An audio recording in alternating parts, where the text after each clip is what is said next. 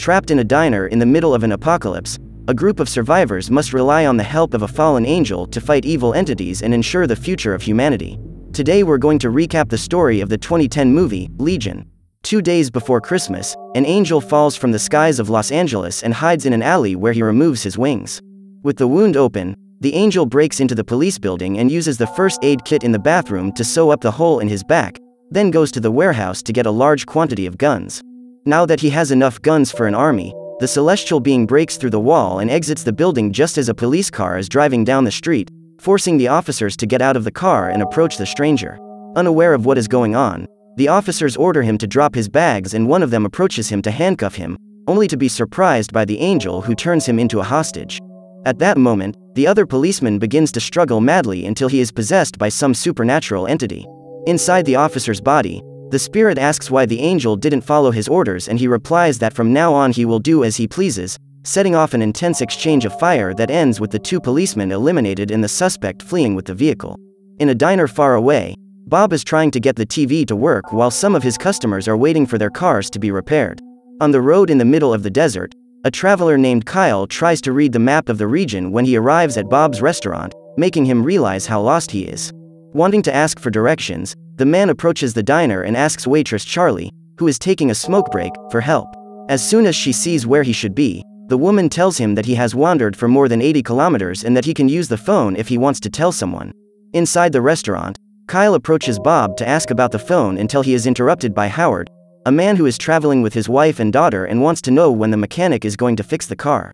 In the workshop, Jeep is making a makeshift cradle for Charlie's baby when Bob shows up to check on Howard's car. Realizing that his son is working on something else, the man is furious and says that Charlie is not his responsibility, but even though he is not the child's father, Jeep has been having nightmares about the girl and the baby for weeks and therefore feels a strong desire to protect them. Even though he understands his son's feelings, Bob tells Jeep to focus on his work and asks him to fix the car before nightfall, heading to the diner to reassure Howard straight away. But as soon as the man enters, Jeep sees 2 huge sandstorms approaching, one from each side. Something extremely unusual. Back at the TV, Bob keeps trying to get it to work until an image appears saying that they are in an emergency situation, but as he has no further instructions, the man asks his cook Percy to check what is happening on the radio, only to hear nothing but beeps. At the back of the establishment, Kyle is on the phone to his ex-wife when suddenly the signal also stops working, leaving everyone inside the diner completely incommunicado. Concerned, people begin to wonder what happened and Bob says he'll check with his brother to see if he knows anything, but Kyle talks about the phone and Sandra begins to despair. While Jeep is fixing the car in the workshop, a little lady comes into the cafeteria and walks with her walker to one of the tables where she is attended to by Charlie. After the waitress goes to the kitchen with the order, the lady introduces herself as Gladys and starts talking to Sandra. Curious, the woman tells her that there's no signal and asks if she knows anything about what's going on outside, but the old lady only replies that it will all be over soon, ending the conversation abruptly. At this point, Jeep finishes checking Howard's car and tells his father that he didn't find any mechanical problems, so the error was probably in the central computer. As they don't have the equipment to test it, the man suggests calling a tow truck and taking the family to the next town, but as they have no signal, this is totally impossible. At the tables, Charlie takes the rare steak to Gladys, who asks a lot of questions about the baby, saying that it will burn soon. Furious, Charlie tells the old woman to go to hell and walks away from the table, leaving Gladys alone with her plate of raw steak. Uncomfortable with the situation, Sandra tries to talk to the lady who starts swearing at her for no reason, leaving Howard furious. To defend his wife, the man goes to Gladys and orders her to apologize for what she said, but instead, the old woman gets shark teeth and jumps on his neck, ripping out Howard's jugular with a single bite. In a panic, Percy throws the frying pan, which breaks Gladys' neck, but the woman remains standing as if nothing had happened and runs to the window, climbing the walls and walking on the ceiling as if she were an insect. Desperate, Bob grabs his shotgun and starts shooting at the elderly Spider-Woman, but ends up missing every shot and is knocked out by her, dropping his gun at Jeep's feet. Frightened, the man picks up the shotgun and aims it at Gladys, but even with her advancing towards him, he doesn't have the courage to shoot and ends up being saved by Kyle, who shoots her 3 times with his pistol. Now that Gladys is neutralized, Sandra rushes to her husband and asks Kyle and Percy to help stop the bleeding and take him to the hospital, but as they approach the dust cloud, Audrey, Howard's daughter, notices some buzzing and realizes that several flies are entering through the air conditioning, because the sandstorm is actually a large swarm of flies. Unable to move forward, the group returns to the diner with the cloud of flies and goes inside to decide what they will do with Gladys' body, deciding to put her outside for safety. As soon as the flies are gone, they carry the body to the parking lot when they notice a police car approaching. Happy, Bob and Kyle breathe a sigh of relief until Jeep realizes it's an LAPD car, leaving everyone confused. Afraid that it might be someone else like Gladys, Bob takes the gun and points it at the stranger as soon as he gets out of the car, ordering him to show his teeth to see if they are like those of the possessed old woman. After confirming that he is a normal person, Bob asks the stranger his name and discovers that he is the angel Miguel. In disbelief, the man points his gun at the stranger and orders him to tell the truth, but he is easily disarmed by the archangel, who points the shotgun at its owner's head. After a few tense seconds, Miguel says he has no time to lose and hands the gun back to Bob, saying he'll need it. Quite mysteriously, the fallen angel takes the guns from the trunk and goes around handing them out to everyone in the restaurant, especially Charlie, who he says should stay out of trouble. Even though they don't know what's going on, Bob and the others notice something approaching and rush to the diner to set up barricades at all the exits, making it difficult for other possessed people to get in. During the night, each of the survivors is at their post when the power is completely cut, leaving them in total darkness. Knowing that the creatures are nearby, Miguel takes the men to keep watch on the roof and leaves Jeep below to look after the women. After a while of waiting, the ice cream cart approaches and Kyle lets his guard down, thinking it's harmless, but when he gets out of the vehicle, the ice cream man starts stretching wildly, running with his stumpy limbs at the people on the roof. Ready for combat, Miguel unlocks his gun and starts shooting at the smiling ice cream man, but just when they think it's finally over, dozens of vehicles approach from the road and the survivors start shooting wildly, managing to blow up several cars along the way. On the other side of the highway, Miguel sees even more cars coming from the opposite direction and goes to the other end of the roof to blow them up with his bazooka. Suddenly, the possessed come out of their cars and start walking towards the gas station while the roof team tries to prevent them from reaching the windows, but one of them manages to get through and breaks into the restaurant to get Howard. Desperate, the women grab his arms and do everything they can to save him, but because of this Charlie is almost taken with him, and Miguel is forced to go downstairs, ripping off the entity's arm with a knife and saving the waitress from being captured. With 2 rifles, the man starts firing at the possessed, who suddenly retreat, just preparing for the next attack. As soon as things settle down, Miguel fights with Charlie for trying to help and repeats that she shouldn't play the hero, making Bob suspect that he's hiding something. Cornered by the humans, the angel explains that all this is happening because God has lost faith in humanity, and that thanks to this they are now going through an apocalypse. Curious, Kyle asks what they are out there and Miguel replies that they are normal people who have been possessed by the dogs of heaven at the behest of God. But since he still has hope for humans, he refused to obey orders and came to Earth to help. Hopeful, Audrey asks if Miguel has come to protect them and he replies that he has actually come to keep Charlie safe, as her baby is the only hope of saving humanity.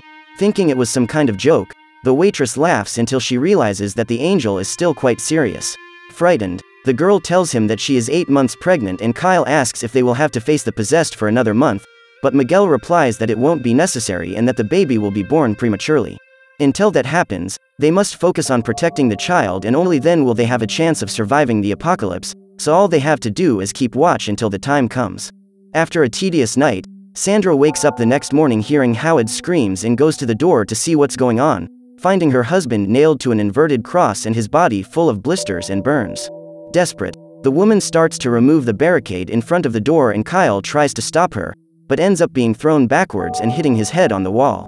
At the noise, Audrey also wakes up and tries to convince her mother not to go out, but the woman refuses to listen and finally opens the door, running outside to help her husband. Right behind her, Percy manages to hold Sandra and turns to protect her just as the bubbles in Howard's body explode, releasing a large amount of acid that melts the cook's back. Considering Sandra a risk, the group decides to tie her to a chair while Audrey looks after her, but the woman begins to blame everything on her own daughter and says that if she behaved, they would never have to move. Hearing what she says, Kyle decides to take Audrey away and asks for her help in finding a radio signal, and after a long time searching, they finally manage to find a frequency. Paying attention to the message, they discover that other people are forming groups in some places and that in Red Ridge a new squad of survivors is forming. As soon as she hears the name of the place, Charlie realizes that it's just over an hour away and suggests going there by car, but Miguel says that they can't be on the road when the baby arrives because it will be dangerous. Thoughtful, Charlie goes into the kitchen and starts talking to Jeep about how she didn't want to have a child, revealing that she even went to the clinic to have it removed, but when it was her turn, she got scared and ran away, promising herself that she would come back someday. Obviously this never happened and Charlie decided that she would give the baby to a family, but now that she knows that the child is the only one capable of saving the world, she doesn't know what else to do. Trying to help, Jeep tells her that she's strong and that he'll help her with whatever she needs, but Charlie isn't at all grateful and begins to humiliate him, asking if he doesn't have someone else to flatter. While this discussion is going on, Kyle and Audrey are watching the roof when the power suddenly comes back on, making them believe that it's all over. However, Miguel tells them that this is not the case and that they should prepare to continue fighting. Outside, a van approaches the diner and both Kyle and Audrey ready their guns, but soon realize that they are a father and son looking for help and let their guard down. Wanting to fill up, the man gets out of his car and goes to the gas station without realizing that hundreds of vehicles are coming from all sides. From the terrace, Kyle notices that the man hasn't seen what's going on and shoots near his feet to get him back into the vehicle. But he ends up being run over before he can get in. With the child in the lap of the possessed, Kyle jumps off the roof and begins to advance towards the boy while shooting at the possessed, but when he picks him up in his arms, he discovers that he is also possessed and that it was all just a trap. To help him, Audrey jumps off the terrace and starts shooting at everyone until she reaches Kyle, but she runs out of ammunition and has to lock herself inside the van to stay safe, leaving her companion alone to be eliminated outside. Inside the diner, Charlie asks Miguel to come and help her and says that if he doesn't do anything, she'll go there herself. To keep the baby safe, the angel agrees to go in her place and takes 2 rifles to advance against the possessed, using the guns and the fuel from the hose to set fire to the minivan. He manages to get everyone to move away and pulls Audrey out of the vehicle, running back to the diner before the fuel pump explodes, but while they were gone, the hooded child managed to get in and now has a knife ready to eliminate Charlie. Possessed, the boy rushes at the waitress and manages to cut her belly, but ends up hitting himself with the knife and loses both his thumbs, giving Charlie the opportunity to kick him away. At that moment, Miguel manages to reach the girl and starts looking for the child, who disappears before his eyes. While he's trying to find the creature, the diner's power cuts out and everyone starts looking for the boy. But because of the darkness, they are taken by surprise by one of the monsters that jumps on Bob's back, forcing Miguel to throw the boy away while Jeep finishes him off. As soon as the boy leaves the scene, Charlie goes into labor while a trumpet-like sound echoes throughout the diner. Worried, Miguel says that something dangerous is approaching and pressures Charlie to give birth soon. With a lot of effort, the woman manages to have the baby and refuses to hold it, leaving Audrey to take it to Sandra, who pretends to apologize while trying to untie her wrists. Inside the cafeteria, Miguel says that now the possessed can't do anything against the child and that's why God has sent someone who can, the angel Gabriel. Knowing that humans don't stand much a chance against angels, Miguel says that they should get out of there as soon as possible and Charlie asks for the baby to run away, but Sandra manages to break free at the last second and takes the boy from her daughter's arms, saying that she will give him to Gabriel in exchange for salvation. Furious, Charlie orders Sandra to return her son and the woman insists that she will hand him over. But when Gabriel arrives, she ends up getting distracted and Miguel shoots her, forcing Jeep to jump to catch the child in midair. With no time to talk, Gabriel uses his spiked club to try and hit the boy and Bob shoots at the angel to help, but the celestial being manages to dodge the bullets quite easily and slashes the human's abdomen with his wings, pushing him over the stove. Seeing the scene, Jeep tries to run to help his father but ends up being stopped by Miguel, who leaves him with the mission of taking the child away, handing him the keys to the car and asking him to learn to read the instructions. Even though he doesn't know what he's talking about, Jeep grabs the women and the child and runs outside where all the possessed are keeping their heads down, allowing them to walk to the car and escape without having to fight. On the other hand, Miguel stays behind and tries to convince his brother to have faith in the human race, but the creature doesn't seem to be willing and begins to attack him, starting a battle between angels. With a gun, Miguel starts firing at Gabriel, who manages to fend off the projectiles with his metallic wings, advancing on his former partner and trying to hit him in the legs with his club. After dodging, Miguel ends up cornered against the wall and almost has his face pierced by the spikes, but manages to push Gabriel away with a punch and throws the TV at his head. Even though he is no longer an angel, Miguel manages to do well in the fight and knocks his opponent down a few times, but Gabriel proves to be superior and manages to cut through his abdomen just as he did with Bob. Even with the wound, the former archangel manages to fight back and begins a succession of punches and kicks, jumping on Gabriel's back to squeeze his neck, but the celestial entity manages to grab his club and uses a secret blade to pierce both their hearts. Since he is no longer a divine being, Miguel feels all the damage from the wound and falls to the ground lifeless, his body turning into light and mysteriously disappearing.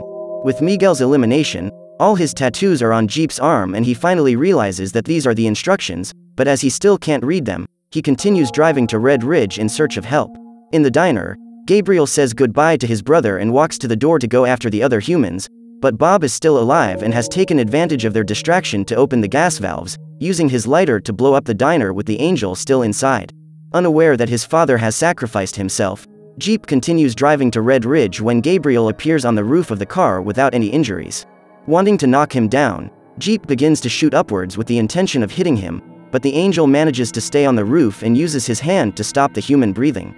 To free himself, Jeep accelerates to the limit of the car and brakes sharply to make Gabriel fly away, but he ends up driving off the road and flips the car several times, causing Audrey to lose her life in the process.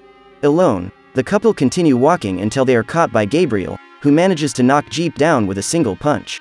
To complete his mission, the angel goes after Charlie and orders her to hand over the child, but just as he is about to eliminate them, Michael reappears with his wings and reveals that he has regained his position as Archangel. With his powers restored, he picks up his sword and manages to strike Gabriel down with one blow, but refuses to eliminate his companion and allows him to leave alive. Now that things are calmer, Miguel says that Jeep is the true protector of the Chosen One and that it is he who must take them to Red Ridge. Finally, the angel leaves and leaves Jeep and Charlie alone with the difficult mission of raising the Chosen One and finding a way to save humanity. So what did you think of this movie? Leave it in the comments below.